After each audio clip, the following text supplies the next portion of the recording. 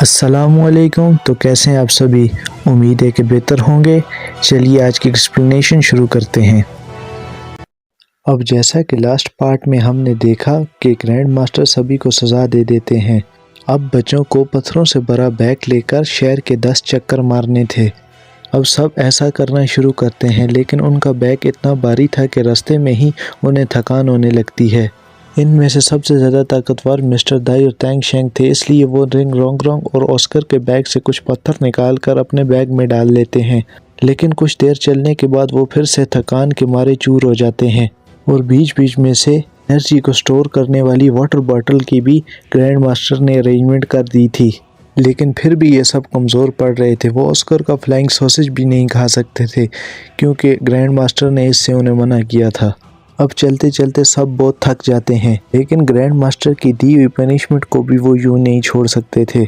अब उन्हें चलते चलते बहुत देर हो जाती है। तभी वहाँ पर दूसरे स्कूल के वही बच्चे आ जाते हैं। उन लोगों ने ये प्लान बनाया था कि अब ये बहुत थक चुके हैं, अब ये फाइट नहीं कर पाएंगे और हम सब मिलकर इनको पीट डालेंगे। अब वो मोटू को पकड़ लेते हैं और उस पर अपना पाँव रख देते हैं और फिर तैंग शेंग को फाइट के लिए ललकारते हैं। हालांकि तैंग शेंग बहुत ज़्यादा थक गया था, लेकिन तैंग शेंग इतना ताकतवर तो था कि वो अकेले ही इन सभी को मार गिराता है और सब इनके बहुत मज़े लेते हैं। और इसके बाद वो पनिशमेंट को कंटिन्यू करते हैं। इनमें से तैंग शेंग सबसे ज़्यादा पत्थर उठाकर चल रहा था, इस वजह से उसकी स्पीड भी धीमी हो गई थी। सभी के राउंड पूरे हो गए थे, लेकिन तैंग शेंग के 2 बाकी थे। तैंग शेंग पिछले जन्म में अकेला था, यानी कि उसका कोई भी दोस्त नहीं था, लेकिन इस जन्म में उसके साथ इतने सारे दोस्त हैं और वो इस बात को सोचकर बहुत ज़्यादा खुश होता है और वो समझ जाता है कि ग्रैंड मास्टर दोस्ती की ताकत समझाने के लिए हमें ये पनिशमेंट दे रहे हैं। अब तैंग शेंग अपने बचे हुए 2 राउंड्स को पूरा करने के लिए आगे बढ़ता है और अब वो थकान के मारे वहीं पर गिर जाता है और बाकी सब भी बेहोश होने लगते हैं। और जब उनकी आंख खुलती है तो वो अपने आप को अपने अपने कमरे में पाते हैं और अब वो एक हॉट बाथ टब में थे और इस पानी में बहुत सारी जड़ी बूटियां थी और ये सब ग्रैंड मास्टर ने अरेंज किया था।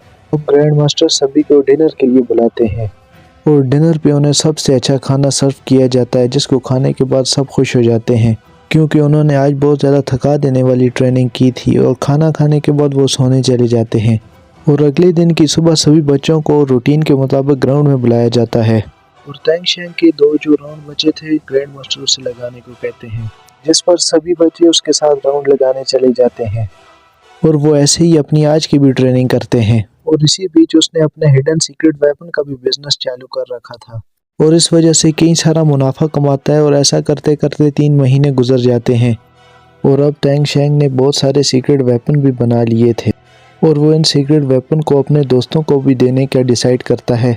ऑस्कर और तैंग शेंग जब कमरे में बैठे होते हैं तभी वहाँ पर मोटू आता है और मोटू को किसी ने बहुत बुरी तरह से पीट रखा था।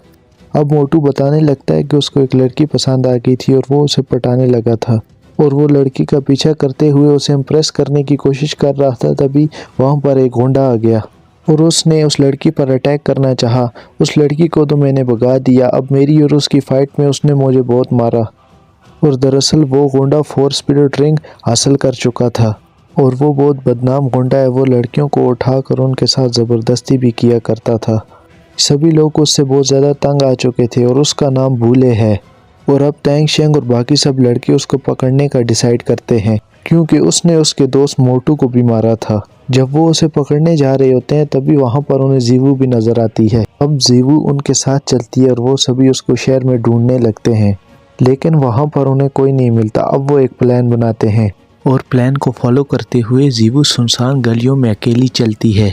जीवू की खूबसूरती देखकर बूले यहाँ पर आ जाता है और जीवू उससे कैंडी मांगने लगती है। अब वो उसे अंधेरी गली में बहाना मारकर ले जाता है और वहाँ पर वो ज़बरदस्ती करने की कोशिश करता है, लेकिन वहाँ पर जीवू उस पर अटैक कर देती है और वो अपनी स्पिरिट रिंग का यूज़ करते हुए उस पर वार करने लगती है। जीवू की स्पेशल एबिलिटी उसकी स्पीड थी और वो उसे इतनी तेज़ी के साथ पीट रही होती है कि बूले को बचने का मौका ही नहीं मिलता। उसकी सारी हड्डी पसलियाँ टूट जाती हैं और उसको बहुत ज़्यादा क्रैक्स आ जाते हैं। अब वो 3 महीने तक रिकवर होने वाली हालत में नहीं होता। अब श्रेक स्कूल के बच्चे हंसते हैं कि उन्होंने अभी अभी एक बहुत बड़े गोंडे को मार गिराया था, लेकिन अभी भी तैंग शेंग को इसमें कमी नज़र आती है और वो बूले को उठाकर शहर की सबसे बड़ी बिल्डिंग के ऊपर लटका देता है। और उसके गले में एक बोर्ड डाल देता है जिस पर लिखा होता है कि मैं बहुत बड़ा चोर हूँ और मैंने कई सारी लड़कियों के साथ गलत किया है। अब उसको लटकता अपने दो दोस्त भी देख लेते हैं और अपनी सोल पावर का यूज़ करते हुए उसे वहाँ से उतारते हैं और उससे पूछते हैं कि ये हालत तुम्हारी किसने की। उसकी सारी हड्डियाँ टूटी हुई थी और वो हिलने तक की कंडीशन में नहीं था। इस पर वो सबको सच सच बता देता है।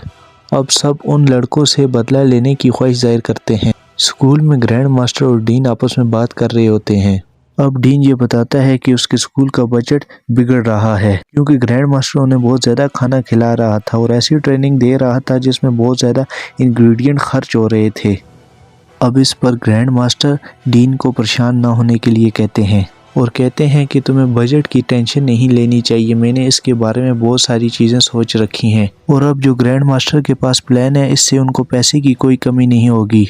और अगली सुबह वो सब बच्चों को स्कूल में बुलाता है और सबको सोल एरिना के बारे में और कुछ बताता है और कहता है कि वहाँ जाकर तुम सब फाइट करो और जीत के आओ, इससे उनके पास कुछ पैसे भी आएंगे और तुम्हारी स्किल्स भी बढ़ेंगी। और फिर वो सबको रूल्स बताता है और कहता है कि वहाँ पर तैंग शेंग के अलावा कोई भी हिडन वेपन यूज़ नहीं करेगा क्योंकि ऐसा करने पर वो खुद को भी चोट पहुँचा सकते हैं। और इसी के साथ साथ तुम सभी को सिल्वर बैच हासिल करना होगा और बैच हासिल करने के बाद तुम यहाँ से ग्रेजुएट हो पाओगे। अब ऑस्कर उनसे ये पूछता है कि उसकी और रिंग रोंग रोंग की सोल पावर असिस्टेंस ब्रांच की है, वो भी लड़ाई करेंगे। इस पर ग्रैंड मास्टर उन्हें मना कर देता है। अब मास्टर उन सभी से अपनी आइडेंटिटी छुपाने को कहता है क्योंकि ग्रैंड मास्टर नहीं चाहते थे कि रिंग के अंदर उन्हें या उनमें से किसी को कोई पहचान ले।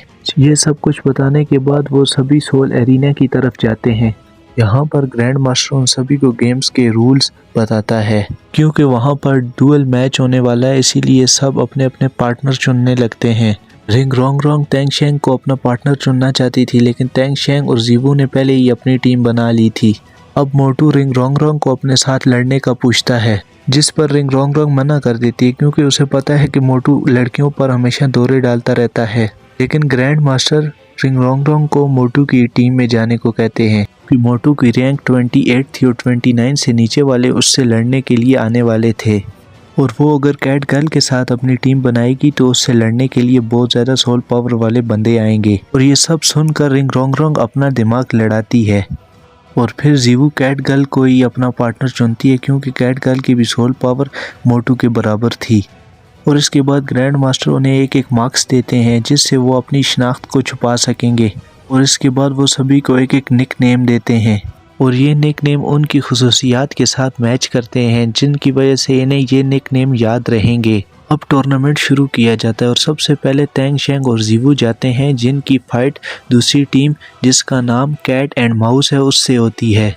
कैट एंड माउस की जोड़ी बहुत ज़्यादा ताकतवर थी लेकिन तैंग शेंग तो तैंग शेंग है, वो अपनी तीसरी स्पिरिट रिंग का यूज़ करते हुए उनको फंसाने की कोशिश करता है लेकिन माउस उसे काट देता है। अब तैंग शेंग और जीवू मुख्तलिफ किस्म की टेक्निक्स को यूज़ करके उनके साथ एक शानदार फाइट लड़ते हैं। उनमें बहुत आइकॉनिक लेवल की फ़ाइट होती है और फाइट के एंड में तैंग शेंग जीत जाता है। और इसी के साथ साथ सेम वे में मिस्टर दाई और ऑस्कर भी फाइट करते हैं और वो भी जीत जाते हैं। अब कैट गर्ल और रोंग रोंग भी जीत जाती हैं और अब सबकी 2 वर्सेस 2 वाली फाइट हो चुकी थी और श्रेक स्कूल से 2 वर्सेस 2 के 5 मैच हुए थे जिनमें से श्रेक स्कूल 3 मैच जीत चुका है। ये बहुत अच्छा स्कोर है जिससे डीन बहुत खुश होते हैं। अब ग्रैंड मास्टर उन्हें कहते हैं कि मैं उनको चुनौती दूंगा, जो सबसे ज़्यादा खतरनाक है उसका सामना करना है। अब तुम एक साथ रिंग में उतरकर ओपोनेंट से लड़ोगे और उन ओपोनेंट की रैंक यानी कि लेवल बहुत ज़्यादा हाई है। अब जो मैच होने वाला है तैंग शेंग उसका लीडर बनता है और वो सभी को अटैक प्लान बताता है जिससे उसकी बात सभी सुनते हैं। और अब जो मैच होने वाला है वो उनके लिए बहुत ज़्यादा मायने रखेगा। अब होस्ट दोनों टीमों को रिंग के अंदर बुलाता है और ऑडियंस से उनको रूबरू कराता है और अपनी टीम का नाम श्रेक 7 डेविल्स है और ओपोनेंट की टीम का नाम फ्रेंजी बैटल टीम है और ओपोनेंट टीम लगातार 7 बार मैचेस जीत चुकी है और वो फुल कॉन्फिडेंस के साथ होते हैं। दोनों टीमों का इंट्रोडक्शन कराने के बाद वो दोनों टीमें होटल में चली जाती हैं और वहाँ पर श्रेक स्कूल के बच्चे बैठे थे। इतने में फ्रेंची टीम के लड़के भी वहाँ पर आ जाते हैं और वो रिंग रोंग रोंग से बदतमीजी करने लगते हैं और फिर वो श्रेक स्कूल के बच्चों को धमकाते हैं। अब मिस्टर दाई को गुस्सा आ जाता है और उन दोनों में फाइट होने लगती है। अब एक ही वार से मिस्टर दाई पीछे को होने लगते हैं। वो लड़का बहुत ज़्यादा ताकतवर था और ये देखकर जीवू को गुस्सा आ जाता है। जीवू उससे लड़ने को जाती है पर तैंग शेंग उसे रोक देता है और उसी दौरान फ्रेंची टीम बैटल का टीचर भी आ जाता है। अब वो उनकी लड़ाई को ख़त्म करवाता है और श्रेक स्कूल के बच्चों को धमकाते हुए कहता है कि तुम्हें अगर लड़ने का इतना ही शौक है तो कल रिंग में लड़ना। और तुम्हें तो पता है जिनकी भी अब तक इनसे फाइट हुई है वो या तो मर गए हैं या बहुत ज़्यादा शदीद ज़ख्मी हुए हैं। और वो श्रेक स्कूल के बच्चों को डरा कर वहाँ से चला जाता है। इसके बाद ऑस्कर उन सभी से कहता है कि ये सब एक प्लानिंग के तहत यहाँ पर आए हैं और ये फाइट से पहले ही हमारा मनोबल तोड़ना चाहते हैं। अब ऑस्कर ने पहली मर्तबा अपना दिमाग चलाया था, इस पर सभी हंसने लगते हैं। अब सभी समझ जाते हैं कि ये उनकी चाल थी कि हम उनसे डर जाएं और हमारी परफॉर्मेंस आज के मैच में कम हो जाए। अब मास्टर दाई उन्हें हौसला देते हैं और साथ साथ कहते हैं कि ऑस्कर और रिंग रोंग रोंग उन्हें पीछे खड़े होकर असिस्ट करेंगे और इनकी हिफाजत हमारे लिए सबसे अहम होगी। अब वो फाइटिंग रिंग की तरफ जाने लगते हैं और रास्ते में तैंग शेंग और मास्टर दाई उन्हें हराने का प्लान बनाने लगते हैं।